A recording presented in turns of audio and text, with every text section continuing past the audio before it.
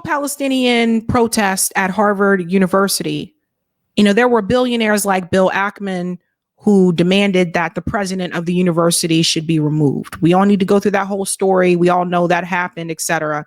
So you had someone who was a billionaire, who's also a Zionist, whose daughter was also attending the school, from what I understand, basically making some very strong calls there. One of those criticisms as well is that the DEI programs that were offered at Harvard did not include Jewish students. So that was another thing that was brought up. Now, Harvard has done something that I feel is incredibly dangerous in regards to free speech. They have decided to officially adopt the new definition of anti-Semitism, and they have settled the anti-Semitism lawsuits, and they will be making payouts. Well, let's bring this up here, ladies and gentlemen. This is a big one.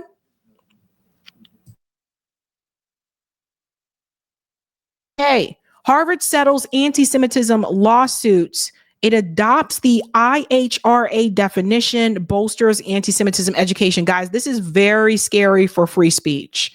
And honestly, I already had, opinions about Harvard before October 7th of last year, but it has become worse, of course, right? So let's get into the lawsuits. So the first suit was filed January 2024 by Shabos and 5 other Jewish students. The students were represented by Students Against Anti-Semitism, a group that also sued NYU, Columbia University, University of Pennsylvania later that year. Their complaint alleged that Harvard has become a bastion of rampant anti-Jewish hatred and harassment. So Kestenbaum did not join Tuesday's settlement and is continuing his litigation against the university. He spoke at the Republican National Convention last July and has attracted criticism from some students for his combativeness and aggressive rhetoric. That was the first suit. The second suit was filed May of 2024. This one is by Louis D. Brandeis Center for Human Rights under Law. Now, this one, the group's founder and chairman, Kenneth Marcus, served in the Bush and Trump administrations. In 2004, during the Bush administration, he helped expand Title VI of the Civil Rights Acts of 1964 protections to include ethnicity and religion. So does everybody see what's happening here? Remember what I tried to tell you the other night, how this is why I don't like, us as like those of us that are Black people calling ourselves minorities, because other groups add their self to this. And when you look at who gets payouts for damage that has been done, it's usually not coming to us. It's usually coming to other groups. So we're going to go into a little bit more detail here. So you can see that he lobbied the Trump administration. Each suit outlines incidents on campus deemed to be anti-Semitic. The Brandeis Center suit discussed a spring 2023 seminar at Harvard Kennedy School. The complaint alleged that Hauser, senior lecturer in leadership, organizing, and civil society, Marshall Gantz, pressured 3 Israeli students to abandon a project about Israeli Jewish democracy. The filing outlines the social and academic consequences the students who were a part of the suit faced for continuing their project. In June of 2023, an independent investigator hired by HKS agreed there was sufficient evidence that Gantz discriminated against these 3 students based on their ethnic identities. So let's go down to here. They are using, and this is important, the lawsuits claim that Harvard violated Title VI of the Civil Rights Act of 1964 by not sufficiently protecting its Jewish and Israeli students.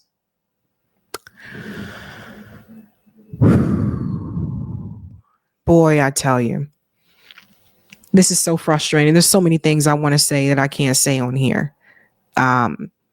The The U.S. Department investigated and reached settlements with several other universities found to have violated it in the handling of the protests in the wake of October 2023, and etc. Okay, so what we have here is that this is now another attack on free speech, because when you see what Harvard settled, if it were me, I would not want to work at Harvard. I would not want to be a student at Harvard. Tell your kids don't go to Harvard. If you're a parent, tell your children do not go to Harvard University. Tell them MIT the same way. MIT is trying to expel these two students also as well. It's so much crazy stuff that's going on, you guys. I'm telling you, these institutions are very, very sus. So let's see what's happening. The settlement terms. Harvard will introduce new processes. Let me make this a little bit larger. Thanks. Harvard will introduce new processes, okay, building on measures it has implemented over the past year. Annual reporting for the next 5 years. The director of Harvard's Office for Community Conduct will publish an annual report that covers Harvard's response to discrimination or harassment based on Title VI protected traits. Academic Symposium and Israel Partnership.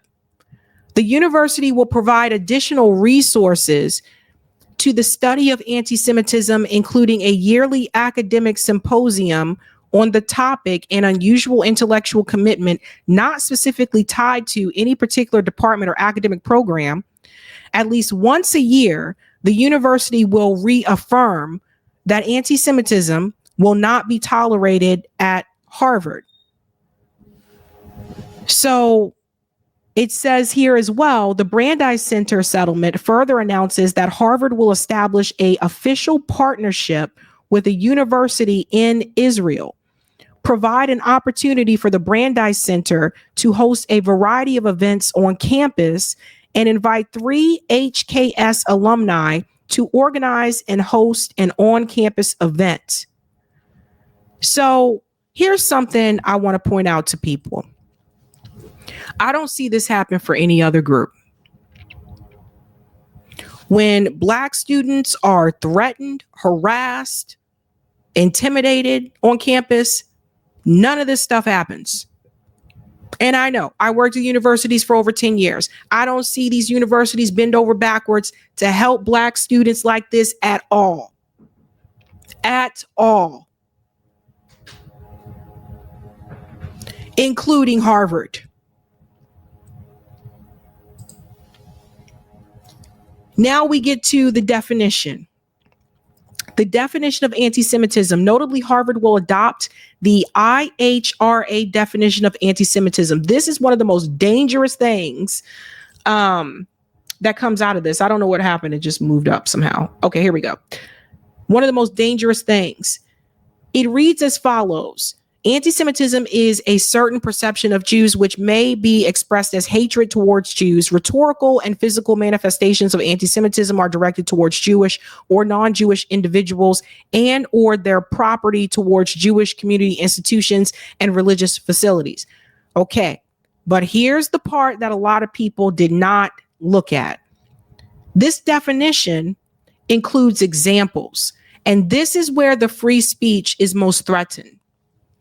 The iHRA definition contains examples that are now part of Harvard's own definition. Ladies and gentlemen, take notes on this, okay? Grab some popcorn. These are what you cannot do. Accusing Jewish citizens of being more loyal to Israel or to the alleged priorities of Jews worldwide than to the interests of their own nations. 2, denying the Jewish people their right to self-determination by claiming that the existence of a state of Israel is a racist endeavor. Do you guys see, by the way, this was the definition that AOC voted for in Congress. Do you guys see why this definition is so dangerous? Okay, let's continue. In other words, ladies and gentlemen, you can't criticize the state of Israel. You see what I'm saying? You see what they're doing with this? applying double standards by requiring Israel a behavior not expected of, demanded of any other democratic nation. First of all, from last I checked, Israel doesn't have a constitution. This one here, drawing comparisons of contemporary Israeli policy to that of the Nazis. Everybody see this? You see where this is going? Holding Jews collectively responsible for actions of the state of Israel. So what Harvard is doing is they are basically saying you cannot criticize the state of Israel. And I will imagine some of these other universities are going to adopt this. Probably also Columbia. Don't be surprised if MIT adopts it as well. You cannot criticize the state of Israel. And if they want to talk about the behavior of the Nazis, et cetera, drawing comparisons, technically you can't say that Israel's committing genocide either. Oh.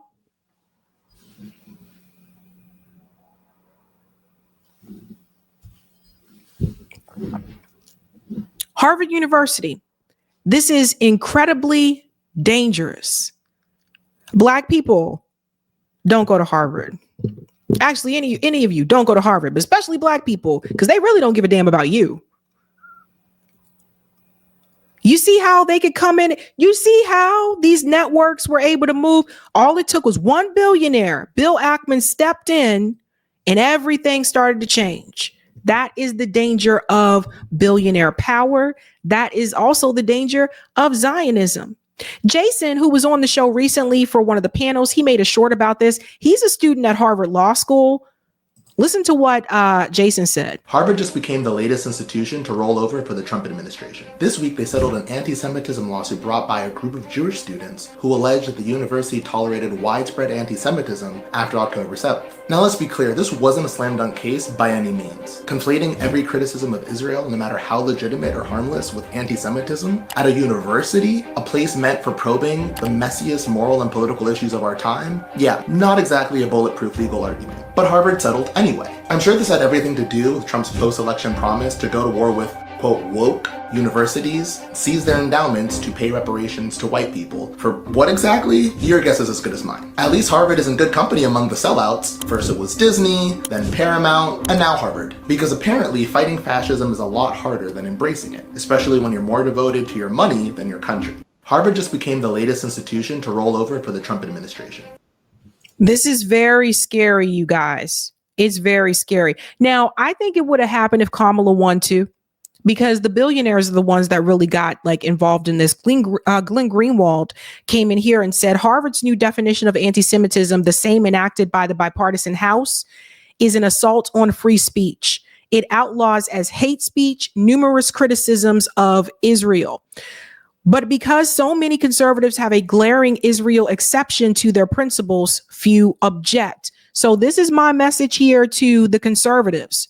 Here's my message to you. If you're pro free speech, you should be against what Harvard is doing. Because this exception that this country has for Israel is absolutely insane. This is ridiculous. Because they don't hold Israel accountable, they can do whatever they want to do. And by the way, I want to remind people, the Bible is not the law of the land. And I see a lot of people on social media saying, well, in the Bible, it says that they're supposed to have, the Bible is not the law of the land. And second of all, I grew up in the church. The Bible does not say that these European settlers are supposed to be there in the Holy Land. Okay, stop. People act like we have not seen indigenous people be pushed off their damn land before. People act like we never saw this. It's a hot mess. It's a hot mess. The Bible also doesn't say you're supposed to genocide people to get there either. And what kills me, and for Black people, who a lot of us grew up in the Black church, you know better. Can't believe people will go along with this bullshit. It goes even further here with Harvard Medical School. Now, this is freaking insane. Shout out to Dallas Duncan. Harvard Medical School cancels an optional session for students to hear from evacuated Gazan patients because it is one-sided. What is the other side? I kid you not. Do you see what's happening here? Harvard Medical School cancels class session with Gazan patients, calling it one-sided. So in reverse, what we're going to have here, ladies and gentlemen, is you are going to see more discrimination towards Arab Americans. They're already starting. Harvard Medical School. What happened to do no harm? No. Not do no harm. Max Blumenthal says, Harvard doesn't want to hear from Gaza genocide survivors, but it had no problem hiring former Israeli Army Chief of Staff Dan Hulitz, who oversaw the bombardment of Gaza and Lebanon at its business school. Let me pull this up here. See this one? Actually, you can see it better this way. Wanted for crimes of war. Everybody see this? Dan Hulitz, currently at large, last seen Harvard Business School, May 2007. Ordered the indiscriminate bombing of Lebanon last summer, killing over 1,000 civilians. So let me explain something to you guys real quick. Harvard still hasn't paid the reparations that they were supposed to pay. Did you know that Harvard professors owned slaves? How many people knew this? Harvard professors owned slaves. They had agreed at one point, we are going to, this is the amount of reparations that we should, owe, etc. They never paid it. Never paid it. In fact, I believe I have this article here. I'll go ahead and bring it up on the screen because a lot of people don't want to talk about it, but it's another debt that is owed. Let me go ahead and pull it up here. Got it. So I shared it on X so people can see, right?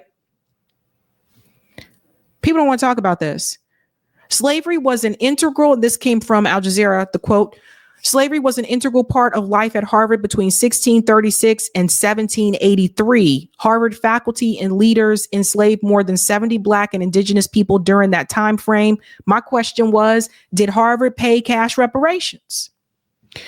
We can go on now here. This was me retweeting this. Harvard University announced that it reached a settlement with Jewish students who filed a lawsuit against institution, yada, yada. As part of the settlement, the university will pay the students an undisclosed amount in compensation and adopt the definition that I just told you about.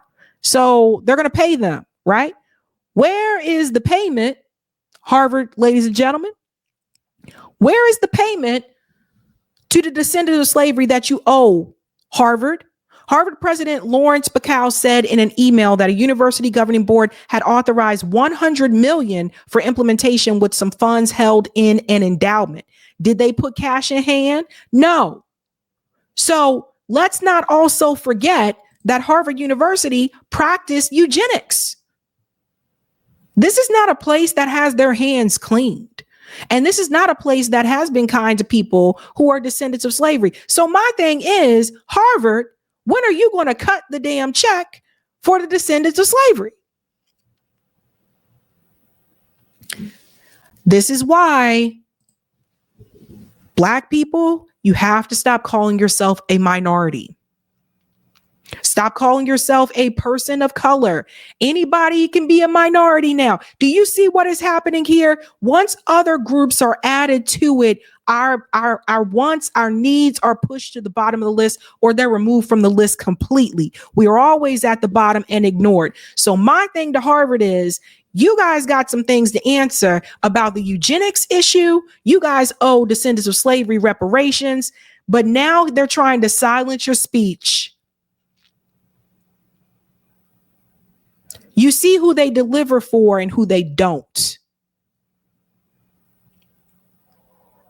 And I don't need to be a professor.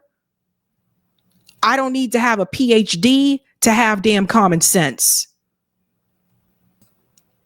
Black Americans have no power.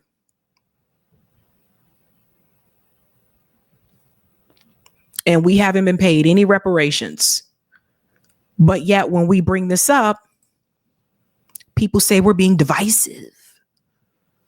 Every other group can fight for what they want or need for their people. But the moment that Black Americans do it, we're divisive.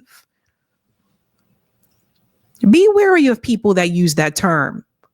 When Black people, we don't even say marginalized, when Black people are trying to fight for what they're owed. Hey guys, this was a Sabby clip. If you like what you saw, hit that like button and subscribe.